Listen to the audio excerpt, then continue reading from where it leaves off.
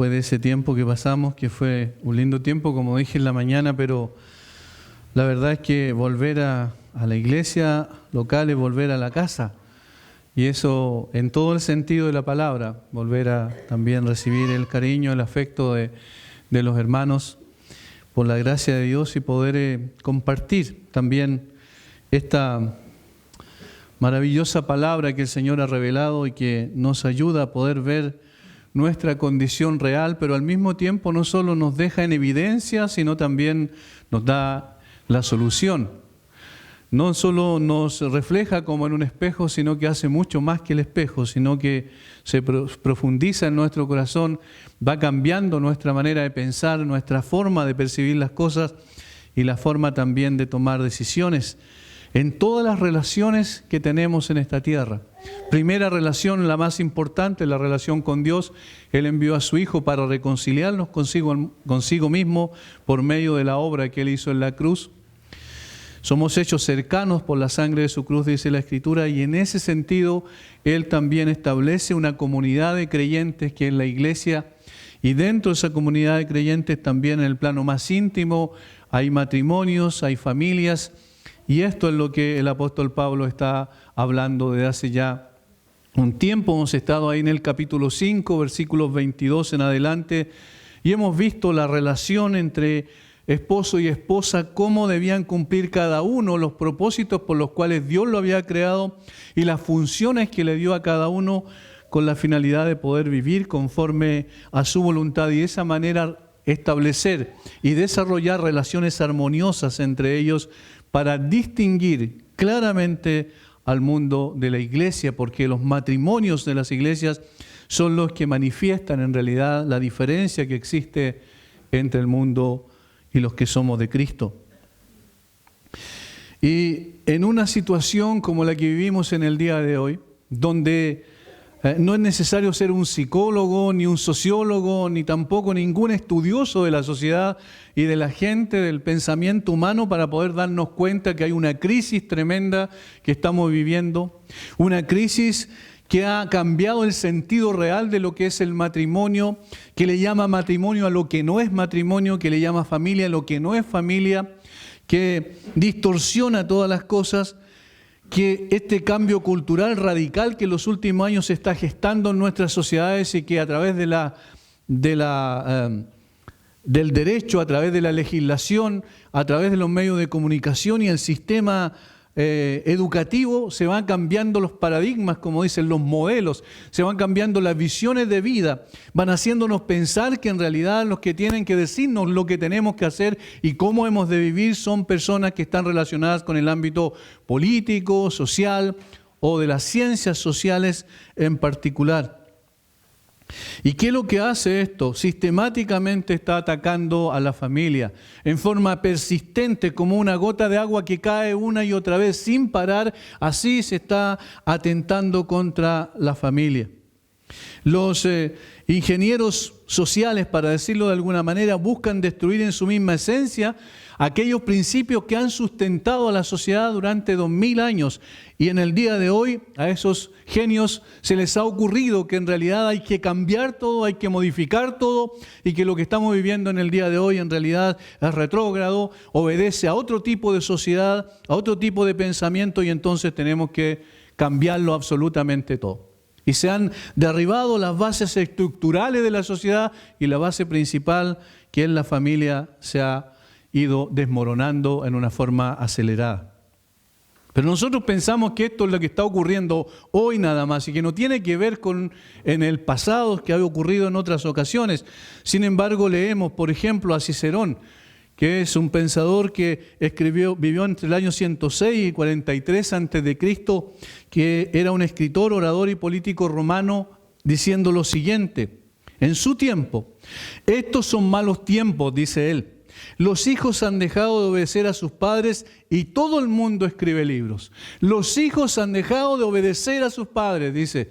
En ese tiempo ya era una realidad, de tal manera que lo que vivimos en el día de hoy no es algo nuevo, no es algo extraño, sino que es algo que se ha producido en todos los tiempos, porque el corazón del hombre sigue siendo exactamente el mismo. La estrategia que está utilizando este pensamiento, esta ideología en el día de hoy para meterse en todos los ámbitos de la sociedad y particularmente en la familia, consiste en criticar de forma continua y corrosiva los principios que sustentan la familia. En palabras de Antonio Gramsci, un pensador y político italiano que escribió desde la prisión cuando estuvo preso por el régimen dictatorial de Mussolini en Italia, él escribió los que se llamaron los cuadernos de la prisión, y dentro de ellos dijo cuál era la estrategia para derribar la cultura, para hacer una revolución cultural y de esa manera establecer sus principios. Dice, se debe sembrar la duda, el escepticismo y el desprestigio moral de quienes dirigen. Se debe destruir sus creencias y sus instituciones, dentro de las cuales está la familia. Y se debe corromper su moralidad. Todo esto está ocurriendo delante de nuestros ojos en el día de hoy. Todo esto, los gobiernos llamados progresistas de nuestras latitudes en Latinoamérica están haciendo precisamente esto, tratando de desvirtuar el concepto de familia, destruyendo las creencias, destruyendo los fundamentos en los cuales se apoyaban los matrimonios y las familias, destruyendo la moralidad en general. Aunque sabemos que esta estrategia es más global, no apuntando solo a las familias, sin embargo, el núcleo fundamental de la sociedad, la piedra angular de la sociedad es sin duda la familia. En una forma mucho más dirigida y específica, y mucho más abierta y descarada, la filósofa y escritora francesa Simone de Beauvoir dijo: la familia es un nido de perversiones. La familia es un nido de perversiones. Y por tanto, ¿qué es lo que planteaba ella? Que había que destruir el concepto de matrimonio, el concepto de familia. Había que dejar de pensar en dos sexos, sino que fuera un sexo indefinido, de alguna manera que se manifestase para destruir precisamente lo que ella consideró un nido de perversiones. En un artículo publicado en Estados Unidos por una revista llamada Salón, dice lo siguiente: el ideal de la familia americana, un padre y una madre unidos entre sí por el matrimonio legal, la crianza de niños de sangre, es una reliquia terca, dice, un símbolo nacional que aún no se ha devuelto como raído y poco realista. La familia nuclear simplemente no funciona en la sociedad del siglo XXI. Eso es lo que tenemos en el día de hoy y que los medios de comunicación le dan y bombardean una y otra vez. Y con tristeza debemos reconocer que muchas veces los medios de comunicación tienen más influencia en el pensamiento, para formar el pensamiento y la toma de decisiones de la familia, inclusive dentro de la iglesia, que lo tiene la Escritura. Y por eso nosotros necesitamos hablar de estos temas una y otra vez. La iglesia debe volver a las Escrituras para reafirmar, proclamar y defender el modelo bíblico de la familia y sus relaciones. Debemos decir con toda claridad que debemos buscar el manual perfecto, el manual del Creador que está aquí en estos 66 libros. Aquí y solo aquí se nos dice la verdad respecto a qué tiene que ser la familia, cómo está constituida y cuáles son los roles y las funciones que cumple cada uno dentro de este ámbito tan importante. Familias fuertes, iglesias fuertes. Familias débiles, iglesias débiles. La familia tiene que ser la preocupación principal de cada uno de nosotros. Debemos buscar en todas las estructuras, pero particularmente en la más íntima, la más cercana, que es el núcleo familiar, establecer los principios que Dios ha establecido, y debemos hablar con claridad con nuestros hijos, con naturalidad, pero al mismo tiempo también con absoluta certeza que lo que tenemos aquí es lo que da respuesta a todas las inquietudes respecto a todos estos temas. La Biblia habla de esto de una forma clara y directa. Nosotros ya hemos visto cómo las Escrituras definen la relación correcta y armónica en el matrimonio, donde cada uno de los cónyuges cumplen una función y un papel específico e irreemplazable en el crecimiento y estabilidad del matrimonio. También hemos visto que existen dos principios fundamentales que definen la relación entre padres e hijos, a saber, la autoridad y la sumisión. Ahora pues, nos adentraremos en el texto de Efesios 6, versículos 1 al 4, para apreciar en una forma más específica cómo estos principios han de ser puestos en práctica en la relación entre padres e e hijos.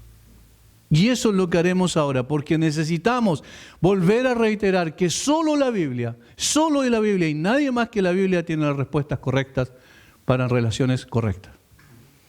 Y en este sentido, entonces, vamos a preguntarle al Señor y vamos a ir a la palabra de Dios para que ella nos enseñe, para que ella nos corrija, para no caer en las artimañas del enemigo y, como dije anteriormente, estar escuchando quizás más lo que dice la gente en el mundo que lo que dice la Escritura.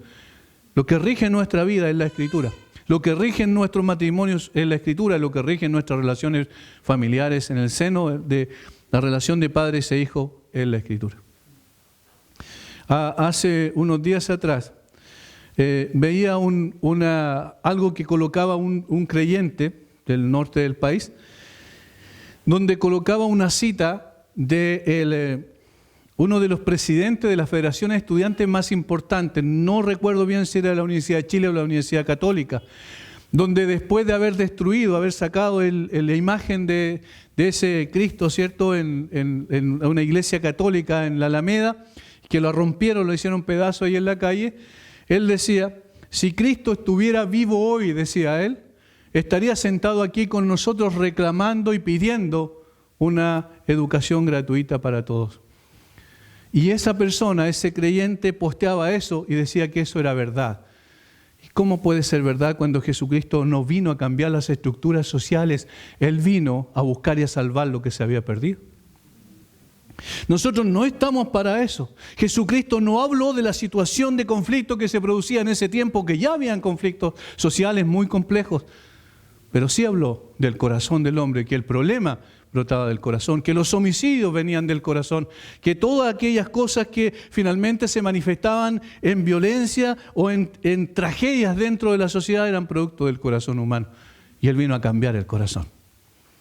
Pero aquellos que ya ha cambiado el corazón, que ha puesto un corazón de carne en lugar del corazón de piedra, que nos ha hecho sensibles a su palabra, nosotros debemos ahora poner atención a lo que Él nos dice respecto a la crianza de padres e hijos. Es la Biblia quien dice cómo debemos actuar, no los actores sociales de nuestro tiempo. Hijos, obedeced en el Señor a vuestros padres, porque esto es justo.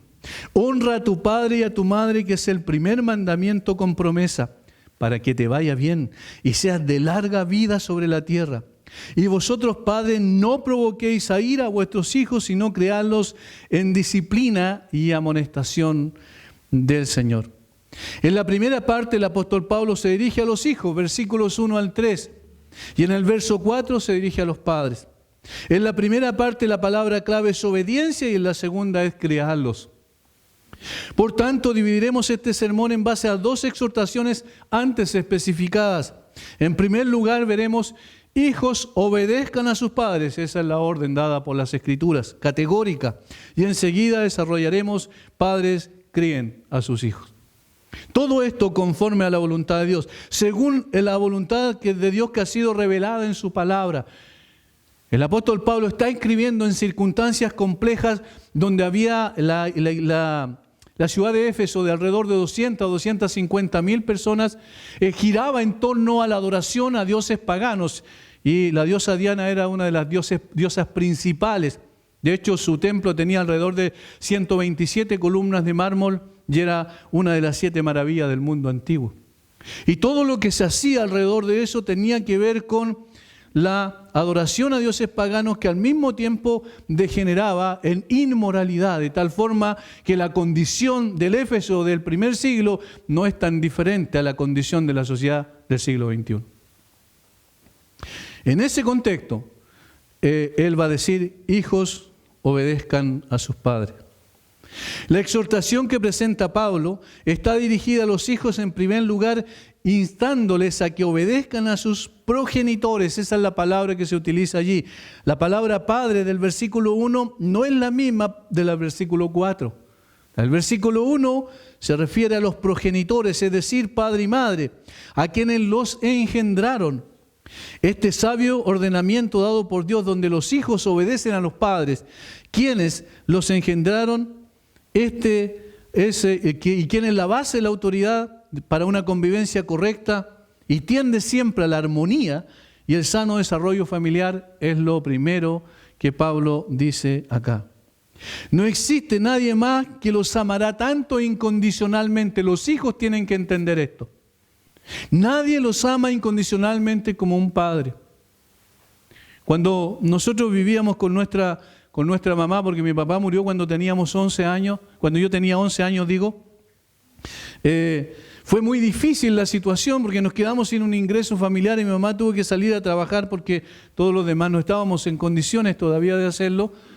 Y yo me daba cuenta del amor que ella manifestaba a los suyos.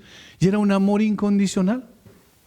Nunca nos exigía nada, siempre nos daba a pesar de lo que nosotros éramos. Y a pesar de que éramos personas rebeldes, a pesar de que éramos personas desobedientes, muchas veces, sin embargo, lo daba todo por sus hijos. Ese es un amor incondicional. Y los hijos deben entender esto. No hay nadie que los amará incondicionalmente más que sus padres. Todas las demás personas, los amigos y las relaciones más cercanas que ustedes puedan tener en la vida, no se comparan, nunca se va a comparar con el amor incondicional de los padres hacia los hijos. Y entonces, ¿qué se le pide? Que los hijos obedezcan, que respondan ante este amor con una obediencia a los padres.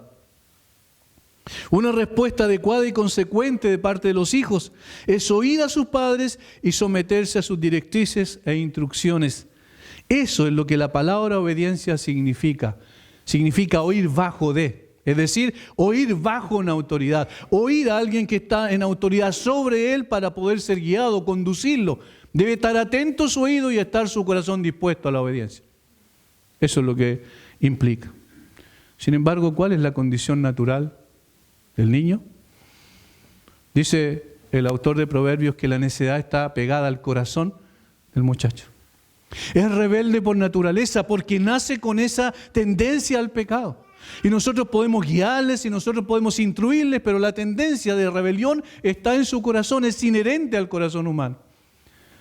Sin embargo, a pesar de eso, y a pesar de que la obediencia a los padres no va a significar necesariamente que ellos tienen una relación con Dios, sin embargo, se le debe inculcar obediencia, enseñando, transmitiendo las verdades profundas de las Escrituras, mostrándoles la grandeza de la persona del Señor que ha revelado su palabra, también la forma en que nosotros debemos relacionarnos en el seno de la familia. En este sentido se implica, por supuesto, la responsabilidad de los padres de instruir a sus hijos, enseñar. Esto es lo que la Biblia ordena. De Abraham Dios dijo en Génesis 18, versículo 19, porque yo sé que mandará a sus hijos y a su casa después de sí, que guarden el camino de Jehová, haciendo justicia y juicio, para que haga venir Jehová sobre Abraham lo que ha hablado acerca de él. Dios dice de Abraham, Dios da testimonio de que Abraham iba a instruir a sus hijos, le iba a mostrar el camino de Jehová, iba a hacer justicia con sus hijos, iba a guiarles por el camino recto. Y a todos los israelitas les mandó en Deuteronomio 6, 7, y que estas palabras las repetirás a tus hijos y hablarás de ella cuando estando en tu casa y andando por el camino y al acostarte y cuando te levantes. Y en Deuteronomio 11, 19 le dijo, y las enseñaréis a vuestros hijos, hablando de ellas cuando te sientes en tu casa, cuando andes por el camino, cuando te acuestes y cuando te levantes, es decir, en todo momento. Esa responsabilidad de instruir a los hijos, de enseñarles obediencia, esa responsabilidad ha quedado relegada en el día de hoy, lamentablemente. Nos hemos preocupado de otras cosas, pensamos que el éxito de nuestros hijos es más importante que la obediencia, y la obediencia es más importante que el éxito. Hemos pensado que los logros de nuestros hijos son más importantes, cuando en el fondo queremos reflejar muchas veces nuestra incapacidad para poder conducirles rectamente, cubriendo eso con aparentes éxitos y el aplauso y la aceptación del mundo por lo que ellos han logrado. Hermanos, es más importante la obediencia. No hay nada más importante que esto, y esto es lo que manda la Biblia. Pero no solo por eso deben obedecer a sus padres, sino porque, Pablo va a decir, obedecer en el Señor. En Colosenses va simplificando el mismo mandamiento, va a añadir, sin embargo, algo muy importante. Colosenses capítulo 3, versículo 20. Hijos, obedeced a vuestros padres en todo. Y además va a añadir algo muy importante, porque esto agrada al Señor. Ahí hay una razón de peso. Porque esto agrada al Señor, en el Señor, va a decir en Efesios. Pero las dos palabras tienen relación con lo mismo. Esto agrada al Señor. No hay nada más agradable en relaciones de padres e hijos que los hijos obedezcan a los padres. ¿Por qué razón? Porque ese es un reflejo palpable de la obediencia a Dios. Es decir, esta es la voluntad de Dios. Esto marca el modo de la obediencia. ¿Cómo debe obedecer? Como al Señor. ¿Por qué? Porque esto agrada al Señor. De tal manera que la obediencia a este mandato es la obediencia al Señor mismo. Que la desobediencia a este mandato es rebelión contra Dios. La obediencia a este mandamiento claro de las Escrituras de obedecer a sus padres es obediencia a Dios. Y la desobediencia a este mandamiento es desobediencia a Dios. Esto es serio. A tal punto que en el Antiguo Testamento se mandaba a penas terribles a quienes deshonraban a sus padres verbalmente o físicamente. Y en el día de hoy, en la lucha que tenemos muchas veces en el contexto del plano familiar, el plano de la crianza de los hijos, es que los hijos están acostumbrándose a pasar por alto la autoridad de los padres. Y posteriormente llegan a la sociedad como personas que no respetan autoridad. Y entonces tenemos a esos muchachitos jóvenes que no más de 17 años tenían quizás, los que sacaron esa imagen, ¿cierto? Y la quebraron y la rompieron. Sabemos que una imagen nada es, pero es un símbolo de algo. Y estos muchachos ya no tienen ningún tipo de recato respecto a estas cosas. Yo me recuerdo antes cuando la gente inclusive pasaba frente a un templo evangélico o católico de cualquier signo que fuera, y aún la gente más adulta se sacaba el sombrero al pasar. Había en el ambiente algo distinto, había un sentido de autoridad, había un sentido de entender que estas cosas no se podían pasar por alto. Pero en el día de hoy todo ha cambiado. La sociedad ha estructurado un tipo de familia que no obedece a autoridad alguna. Y entonces los muchachos se rebelan contra la autoridad de sus padres y eso, en ese sentido, están rebelándose contra la autoridad de Dios mismo. Seguramente muchos hijos no son conscientes de este hecho significativo. Pero aquellos que han tenido el privilegio de nacer en una familia cristiana, como aquellos muchachos que son nuestros hijos y que vienen aquí a la iglesia y que domingo a domingo escuchan las Escrituras y que a veces los sábados también escuchan las Escrituras y que en otras ocasiones siempre están expuestos a las Escrituras, que en la casa escuchan las Escrituras, estas personas no pueden decir que eran ignorantes de que rebelarse contra los padres es rebelarse contra Dios. Ellos van a tener que responder delante de Dios un día de esa desobediencia a los padres. Esa desobediencia no solo tiene que ver con los padres que son imperfectos, sino es una desobediencia y una rebelión contra el Padre eterno que es perfecto.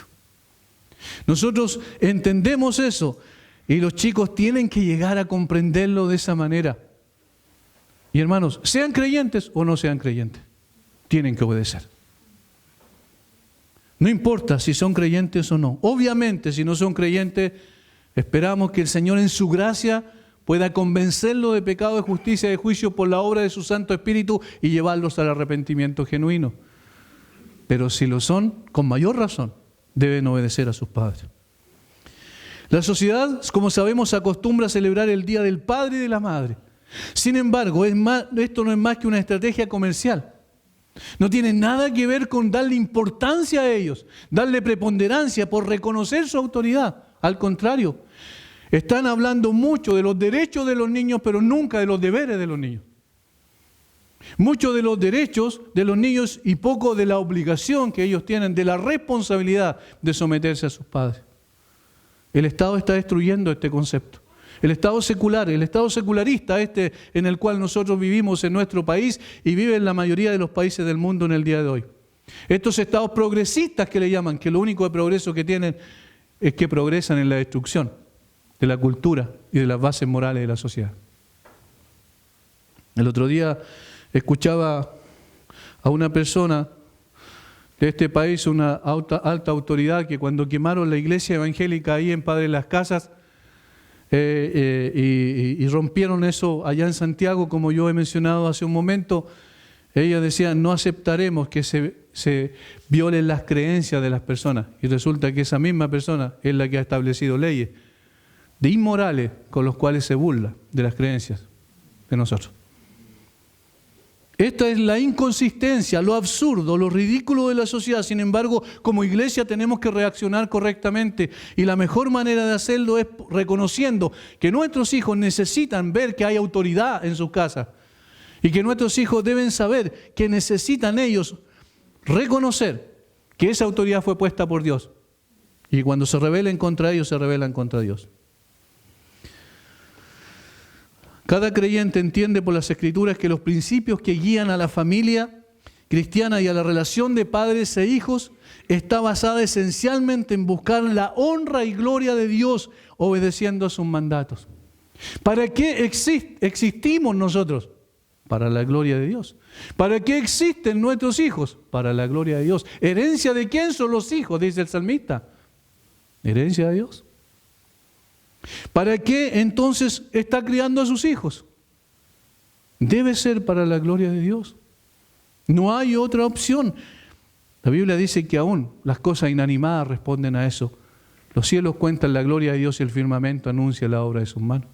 Todo fue creado para su gloria y cuando no están cumpliendo con ese propósito, nosotros estamos equivocando el camino. No importa si sus hijos ganan mucho dinero, si son grandes profesionales o son reconocidos por el mundo. Si no glorifican a Dios, hay un problema.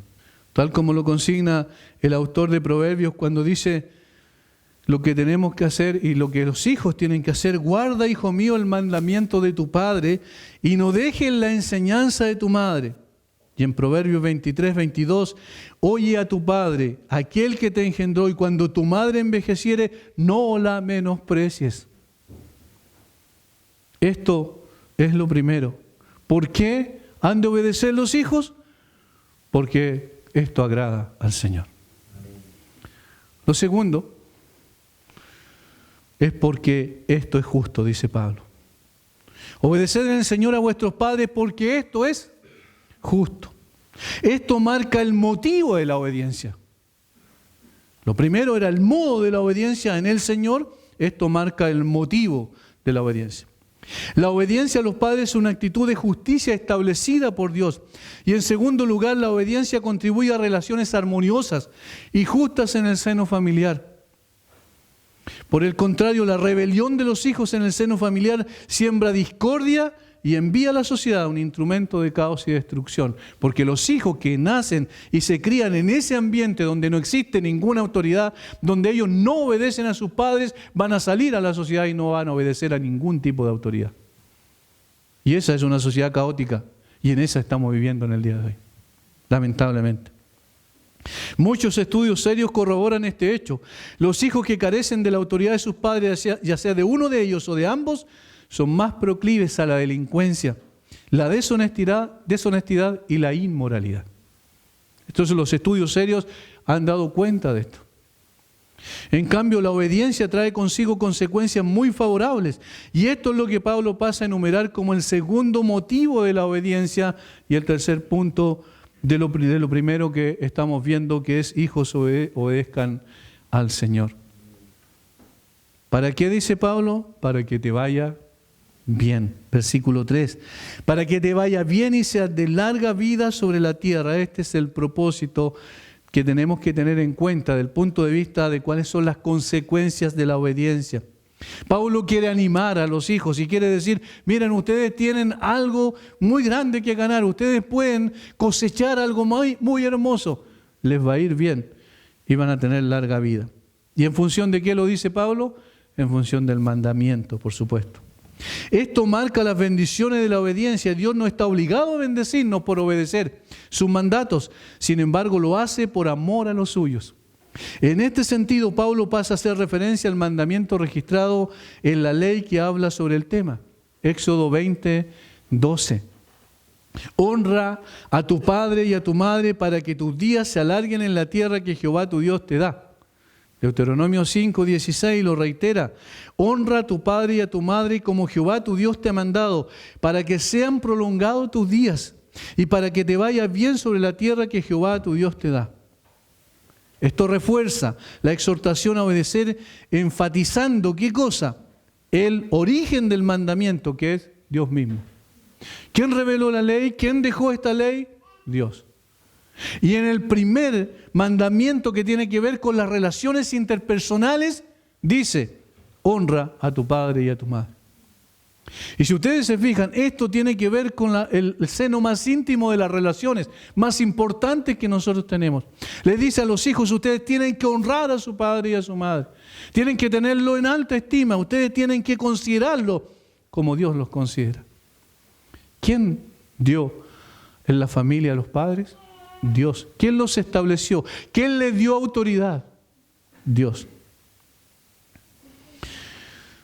Alguien dijo bien: cuando los lazos de la vida de la familia se rompen, cuando el respeto a los padres falla, la comunidad se vuelve decadente y ésta no vivirá mucho tiempo. Y en eso estamos viviendo, precisamente. Y como iglesia necesitamos recobrar estos principios rectores de la vida familiar. Necesitamos aplicarlos consistentemente en nuestra casa. Hermanos, recuerden que cada uno responderá delante de Dios por lo que hacemos.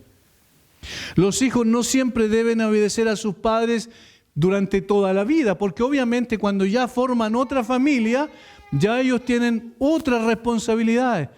Pero sí, y esto es interesante porque lo tercero que Pablo menciona aquí, sí, siempre tienen que honrar a sus padres.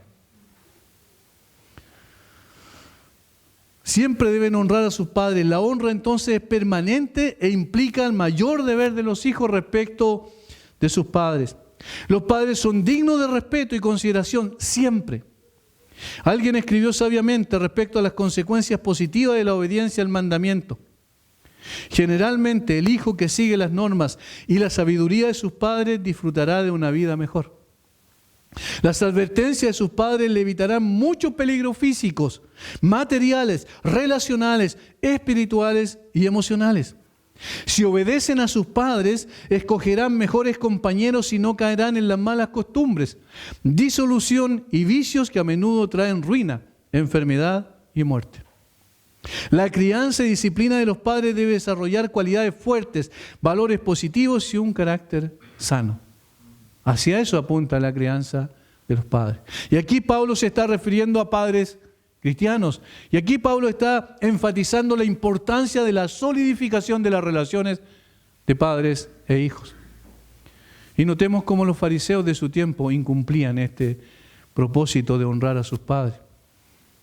Ellos decían: todo lo que estaba destinado para poder ayudar a los padres en términos económicos, esto es corbán, decían ellos, es decir, esto es para el Señor. Y entonces ya pensaban que de esa manera quedaban exentos del deber de responder económicamente a sus padres. Y hermanos, yo quiero ser práctico en eso. Eso significa, primero, honrar a sus padres, también es sostenerle económicamente cuando ellos ya no se pueden sostener por sí mismos.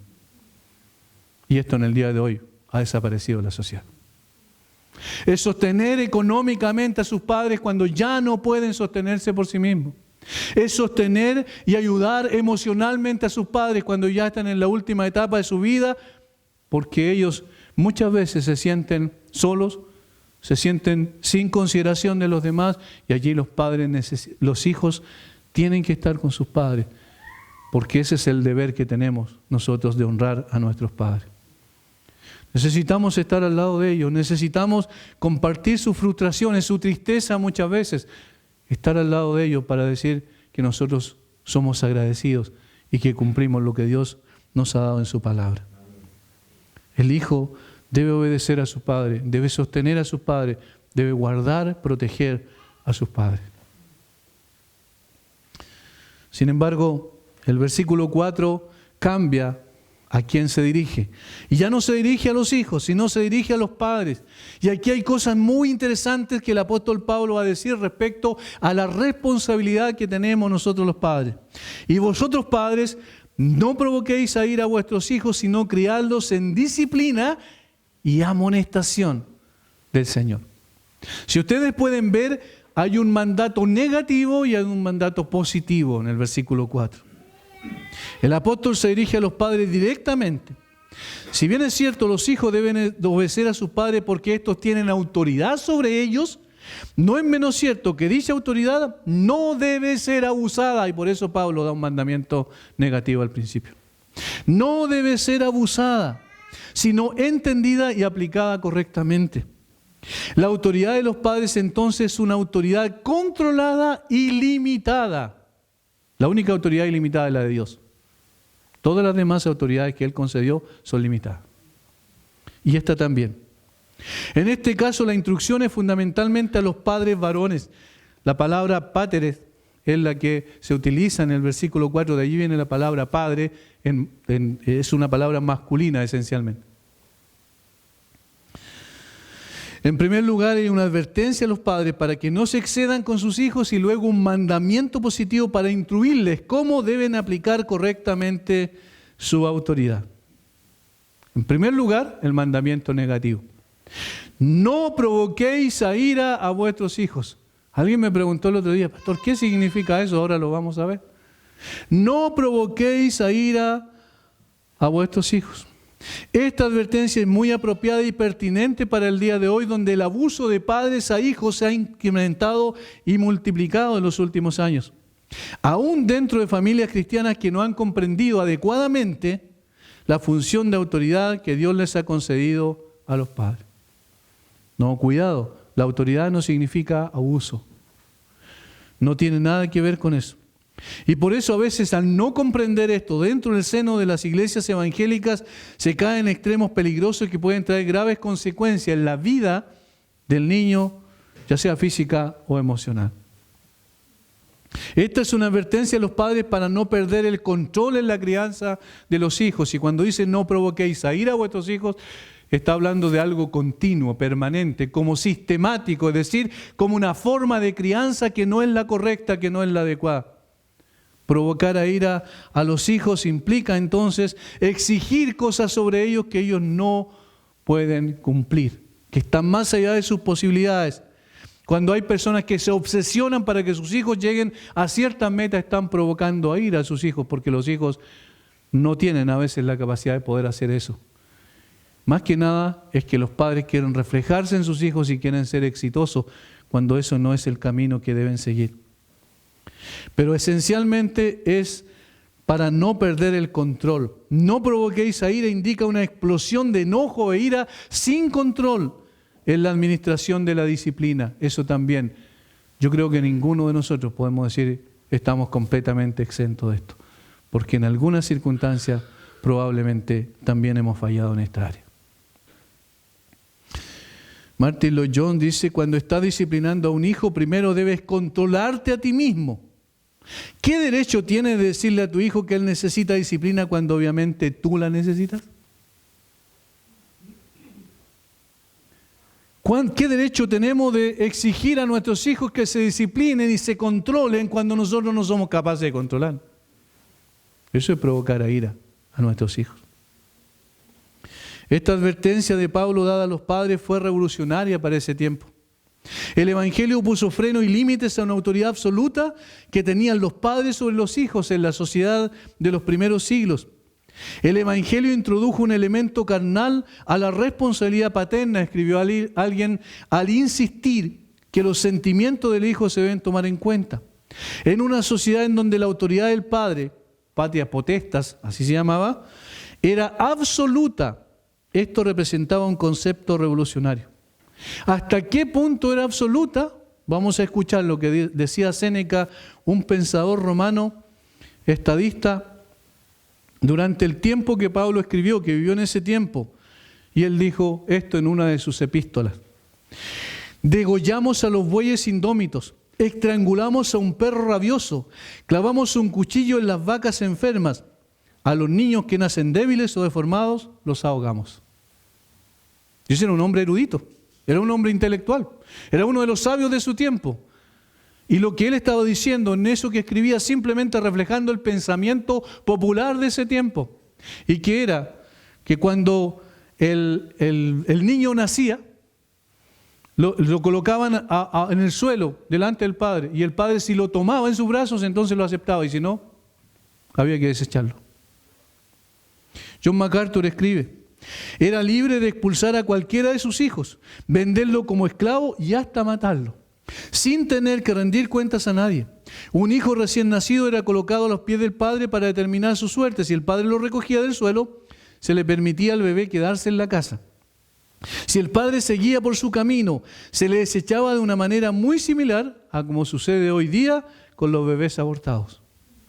Los infantes rechazados que fuesen saludables y vigorosos eran recolectados y llevados cada noche al foro de la ciudad, donde la gente tomaba lo que quería, a los que quería, a fin de criarlos para la esclavitud o la prostitución. Eso pasaba en el tiempo de cuando Pablo está escribiendo. Entonces, cuando Pablo dice a los padres, no provoquéis a ira a vuestros hijos, se estaba provocando una revolución en el pensamiento. Miren lo que trae el Evangelio. El Evangelio cambia la manera de pensar. El Evangelio no tiene nada que ver con la cultura. El Evangelio va más allá de la cultura. El Evangelio está diciendo, no, la forma de proceder es totalmente contraria a la cultura que había en ese tiempo de desechar a los niños como cualquier cosa. Y era, no, ustedes no pueden provocar a ira a sus hijos.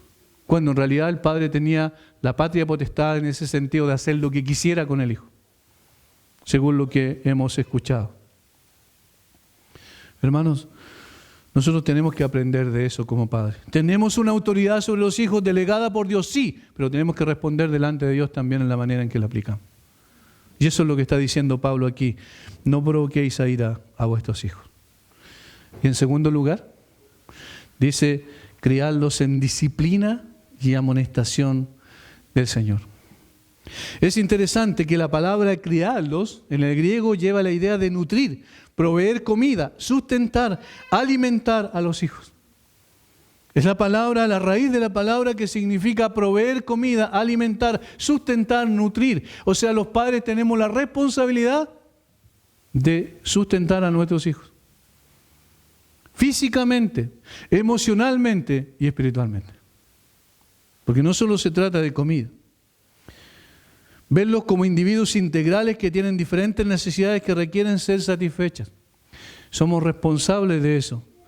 Y aquí una cosa importante, el Estado no es responsable de eso. Somos los padres. Y por favor, no aplaudamos iniciativas que socialmente aparecen atractivas, como esas iniciativas de tener muchas salas cunas en el país, y lo único que hacen con esas salas cunas es quitarle a los padres la autoridad y la posibilidad de criar a sus hijos conforme a sus propias convicciones. Y se los dejan al Estado para que el Estado inocule los pensamientos e ideologías que en el día de hoy están destruyendo la sociedad. No, nosotros somos responsables de hacer eso. De comprarles lo que necesitan para su sustento físico, de darles emocionalmente lo que ellos requieren también y espiritualmente conducirles sabiamente conforme a las Escrituras. Y entonces, ¿cómo tenemos que criarlos? Y dice dos cosas Pablo.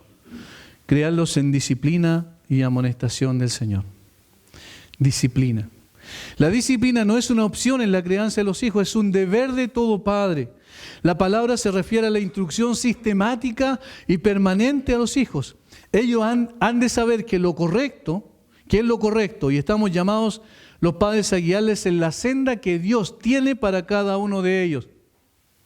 El autor de Proverbios lo dice claramente, cuando dice que guiemos a los hijos en su camino.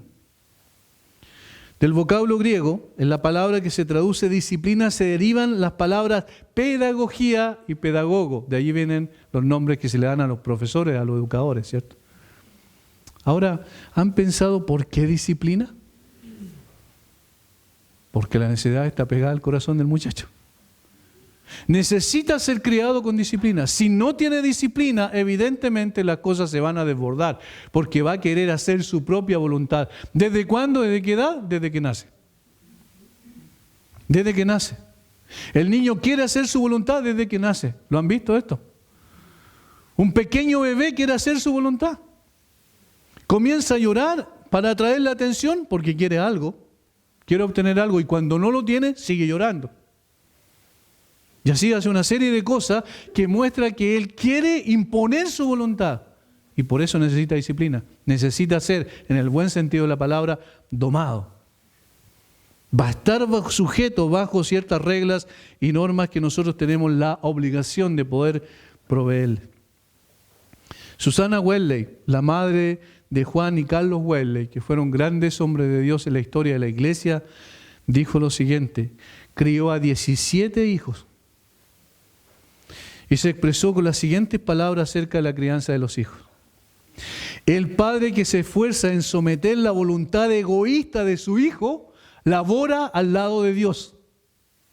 Escuchen bien. El padre que se esfuerza en someter la voluntad egoísta de su hijo, labora al lado de Dios. Es decir, en compañía de Dios, colaborando en la tarea que Dios le ha asignado. En la renovación y salvación de su alma. Dice, el padre que le trata con indulgencia hace el trabajo del diablo.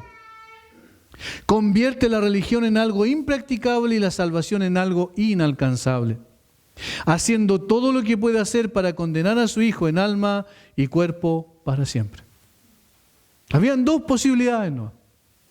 El que somete a su hijo y la voluntad egoísta de su hijo, esa persona está colaborando con Dios en la tarea, decía Susana Wesley.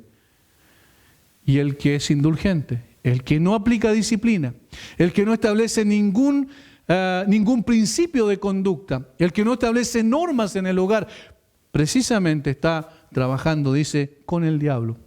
Y le hace ver como que la salvación es inalcanzable y como que el cristianismo es impracticable. Hermanos, necesitamos nosotros como padres entender esto. ¿Cuántos de nosotros quizás quisiéramos pensar que la forma en que nosotros establecemos como buena para nuestros hijos es la mejor? ¿Cuántos de nosotros escuchamos a veces por ahí a través del internet alguna cosa y la tomamos y decimos, sí, esto es bueno? Hermanos, vaya a la Biblia. La Biblia solamente dice que es lo que es bueno, lo que es justo y lo que es recto. Si tomamos la Escritura y la aplicamos, no nos vamos a equivocar. Si dejamos la Escritura y empezamos a escuchar más al mundo, seguramente nos vamos a equivocar. Necesitamos volver a escuchar al Señor, y esto está diciendo con claridad que debemos aplicar disciplina en la crianza de nuestros hijos. Y la segunda palabra, en amonestación del Señor. Esta palabra se puede traducir también como meter en la mente. Es interesante la raíz de esta palabra. Meter en la mente, colocar en la mente. Es decir, pegar en la mente, impregnar en la mente. En otras palabras, los padres estamos llamados a poner en la mente de nuestros hijos sana enseñanza, que les lleve a tener un sano criterio para la toma correcta de decisiones. Es evidente que el contenido de la enseñanza que cumple este criterio, el único contenido, son las Sagradas Escrituras. Se han escrito muchos libros para padres, pero hay un solo libro que es perfecto, que se ha escrito como manual para los padres y está en la Escritura. Nosotros debemos volver a ello, debemos someternos nosotros mismos a la autoridad de Dios para que nuestros hijos se sometan a sí mismos a la autoridad nuestra. Pero nosotros tenemos que aprender a criar a nuestros hijos de acuerdo a la forma en que Dios ha establecido. Hermanos, recuerden, la palabra de Dios nos llama a poder ser consecuentes con nuestra fe. Recuerden que del capítulo 4 en adelante Pablo está aplicando el cristianismo en lo que Dios hizo por nosotros. Yo decía el otro día en la conferencia por su causa, los imperativos, es decir, lo que Dios ha hecho por nosotros en Cristo, los 3 primeros capítulos de Efesios, del capítulo 4 en adelante, habla los indicativos, quise decir, los 3 primeros capítulos, y los imperativos del capítulo 4 en adelante, que son los mandamientos a practicar aquello y vivir de acuerdo a la posición en la cual el Señor nos puso. Nos colocó como padres, nos dio la salvación, nos legó una responsabilidad de criar a nuestros hijos, y a los hijos le dio una responsabilidad de obedecer a sus padres. Y cada una de ellas tiene una razón y tiene un propósito significativo.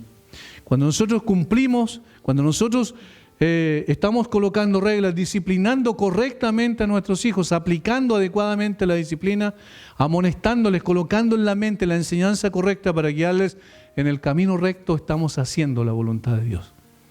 Lo que pase con ellos en el sucesivo, en el futuro, nosotros no lo tenemos en nuestras manos, pero Dios sí. Él controla todos los acontecimientos y es soberano sobre cada una de las circunstancias de nuestros hijos. Pero hemos de cumplir con el propósito por el cual fuimos también llamados por el Señor. Como andando como es digno de la vocación con que fuimos llamados. Criando a nuestros hijos y los hijos sometiéndose a sus padres. Padre, gracias una vez más por tu palabra, por la manera, Señor, en que tú estás hablando cada día a nuestra vida a través de tu palabra. Por la forma, Señor, en que tú estás conduciéndonos a cosas prácticas. Hablándonos que el cristianismo no se trata exclusivamente de algo intelectual, de algo que está quizás en lo académico, sino que se trata de vivencia, de realidades, de prácticas. Y nos hablas de las relaciones más íntimas, del esposo con la esposa y la manera en que deben darse. Y nos hablas, Señor, de las relaciones de familia, de los padres con los hijos y la manera en que deben darse. Tú eres sabio. Tú creaste el matrimonio y tú creaste la familia. Por tanto, a ti debemos preguntar cómo hemos de vivir. Y tu palabra nos dice la manera correcta de vivir. Gracias, Señor, por tu gran amor, tu infinita misericordia para con nosotros. Bendice a mis hermanos. Gracias por volver a estar con ellos y por el privilegio de poder escuchar tu palabra. En el nombre de Jesús, amén.